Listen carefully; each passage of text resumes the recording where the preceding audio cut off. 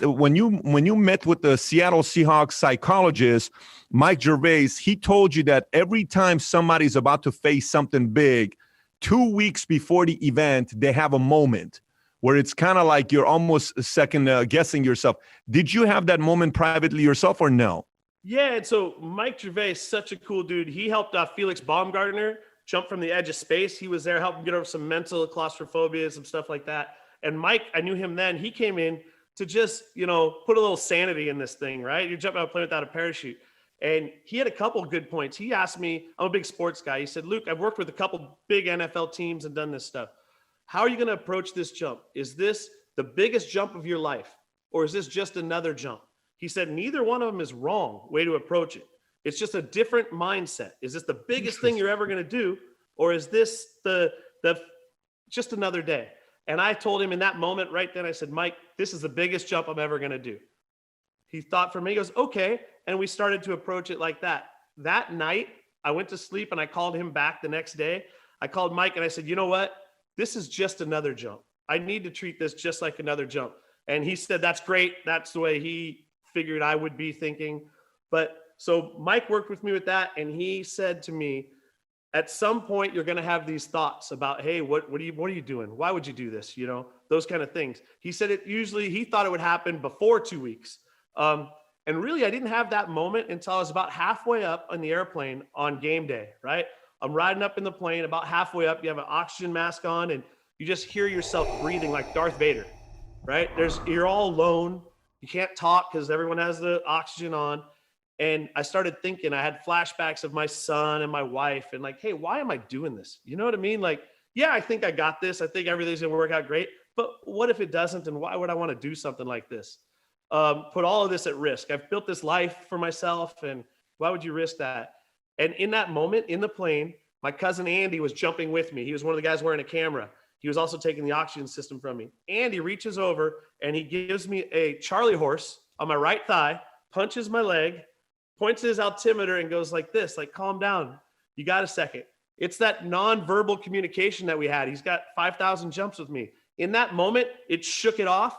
And I only thought about the jump from that moment on, moving forward. That was that moment in my mind. And Mike thought it would happen way before I was about to jump. But I had that feeling for sure. That's great to have somebody like that prepare you whether this is going to be the biggest event of your life or it's going to be one of the events.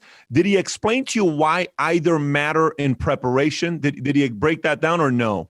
A little bit. What he didn't want to direct me. He's very, Mike is top notch. He's world class. He doesn't really tell you what, like, I always want to answer a guy like that, a psychiatrist. I want to answer correctly, right? I'm looking for the right answer. Like he says, hey, what are you? I want him to tell me what I should be feeling, right? And he's pretty good at keeping you, making those decisions. And I will say that when we started talking about the biggest jump of my life, I think that's a different preparation. You're like, this is the biggest. It psychs you up. You have to get to a different energy level, right? Super Bowl, you're coming out charging. Yep. Or do you want to be, my personal peak performance is not at a 10. It's about a 7 or a 5.5 to a 7 is where I personally can focus. You're not overamped on the world and all these outside forces. You can focus, but you are jacked up for the moment. So there is a difference in how you would prepare for something like this. There's a reason why he is who he is. So I wonder, why he felt said that, whether it's the biggest or not, if it was a method for him to alleviate some of the pressure of you. But going back to the jump, so your friend, I think you said your cousin or somebody who's got 5,000 jumps with you, he punches you, gives you a Charlie horse, and you're about to jump. So then you jump out, okay? When you jump out, the jump is what, 2 minutes and 39 seconds? I don't know if it's 2 minutes and 30 seconds. It's something like that. It's about 2 minutes and 6 seconds till I hit the net. Oh, so you hit the net. Okay. So it's 2 minutes and 6 seconds when you're hitting the net. So you're going down. When you're all the way at the top and you jump, I saw the video. I can't even tell where you're landing. It's tiny. It was so small. It's you can see the area. You can't see the net, but you see the area you're headed. So you can start heading that direction. And then about halfway down, you really start to pick out the pieces, but it's no joke. I mean, when I jumped out, you couldn't make out the net. You could make out the area where the net was. So you knew you're in the right area, but you really can't see it. And while you're going there, I'm assuming that when you do this 20,000 times, you kind of have a way of moving your body and maneuvering, so you kind of know how to center yourself. How hard is that to do with all the wind, with movements, everything going on? So that was the second biggest thing, right? We figured out how to make the net. We knew the net would work. We dropped these dummies in there, measured the G-forces. Jim Churchman had it dialed in. We knew if I hit the net, I'm good. But the biggest thing about this is hitting that net. Imagine being in a river or out in the ocean. You go out in the ocean, you hit the tide, and it starts to slide you down the beach a little bit, right? If you want to always stay in the same spot on the beach, you have to swim forward. The tide gets stronger, you have to swim faster. Less, you swim slower. Same with the wind. But the wind's coming from all different directions. Mm-hmm. So as you jump out, you have to start maneuvering your body forward. Sometimes you're in this big forward movement, but that's because the wind is going 40 miles an hour. So that means you have to go 40 miles an hour forward to be able to go straight down. So you have to manipulate that all the way down. I had some lights that helped guide me in, but you're fighting that all the way down, right? Fighting the wind and working your way in and getting closer and closer. And that took a lot of jumps. I have over 20,000 jumps. I did about 350 jumps getting ready for this. And I did 70, my wife and I did 75 jumps in a row, opening my parachute below 1,000 feet, right above the top of the net. So that's scary by itself, opening below 1,000 feet. So I did 75 in a row, opening my parachute directly over the center. And from 1,000 feet to the net would be about 3 seconds by the time you would fall. And nothing's going to grab you and throw you off for 3 seconds.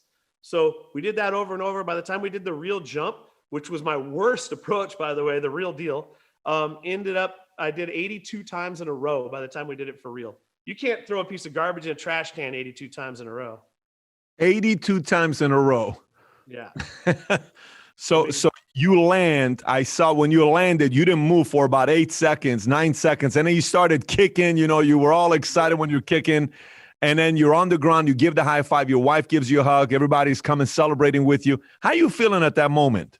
So when I hit the net, that's another thing that Mike told me. He's like, when you land and this is all good, take a minute, take a second and just take it in. And in that moment, I'm not an emotional guy. I'm not into the touchy-feely nonsense. I'm more tough it out, rub some dirt on it and get going. In that moment, I put my hands over my head like this, and it was just kind of overwhelming. All that work, all that preparation, and I did it, and it just took a second. Then I started celebrating. And the best thing is that high five you see when I first hit the net, that was my medical exam. That was the doc. I told him, I'm like, hey, I'm either going to be okay or it's not going to matter, But that was my medical exam, was a high five.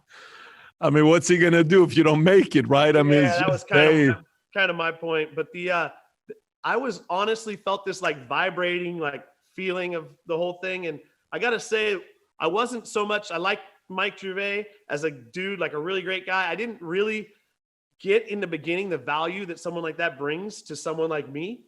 I didn't really, I'm like, I'm well adjusted, blah, blah. But the stuff by the time up until about 2 weeks prior to the jump, I could visualize myself hitting the net, making contact with the net, but nothing after that, right? I couldn't see past that. And about 2 weeks prior, I started thinking I could see times like this, right? I was visualizing, talking to people about it and moving on. And those kind of things help. They're little steps that I didn't think I needed, but in the end were huge, right? They're a comfort level. Very interesting. Yeah. Visualization for me, I'm like, I'm not meditating. I'm not whatever. And then Mike says, I got news for you. You are meditating. You just don't know it. The way I think about things is on the ride up in the plane, I'm dirt diving it in my head, or I'm visualizing the jump down and the flip. And I do it 3 or 4 times on the way up.